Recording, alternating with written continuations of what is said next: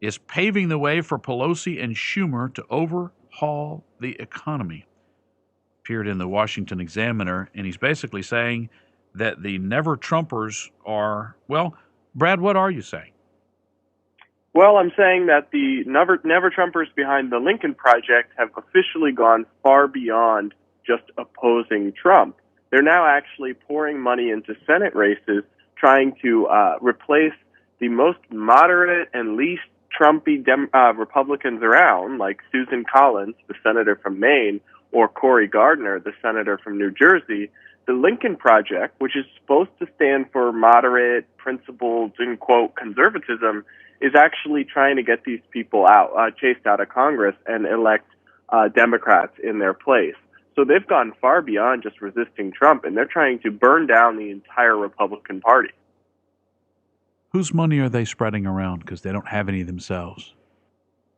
So a lot of the donors to the Lincoln Project are definitely standard Democratic donors. And what's interesting is that a lot of that money seems to be actually ending up in the coffers of the organization's own founders.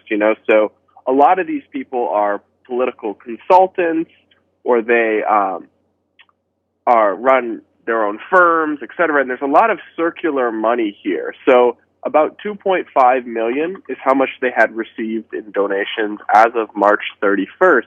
But $1.4 million of that expenditure has gone to the group's board members or firms run by them.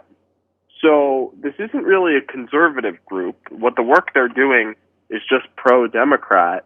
And then it also seems to be kind of a grift because they're just funneling this money into their own organizations. Ebony Bowden at the New York Post, as you know, did a great expose entitled Lincoln Project Founders Have Ties to Russia and Tax Troubles, Documents Reveal. Was anyone really surprised by this? I guess not, because some of the biggest people who have founded this includes John Weaver, and he's the one with the connections to Russia, which I can get into in a second.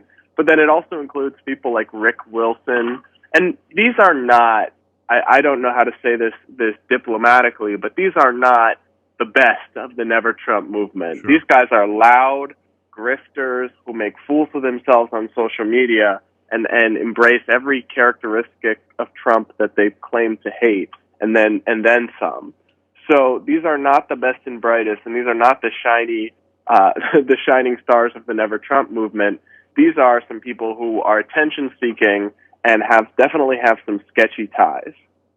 Well, George Conway gets the most attention because people are fascinated in a James Carville, Mary Madeline sort of way. They're fascinated with what's going on inside that household with him and Kellyanne Conway, who is a very able and loyal, out front advisor to the president and inside the White House. And then she's going home to this guy who's out there just determined to destroy Trump and saying the nastiest things.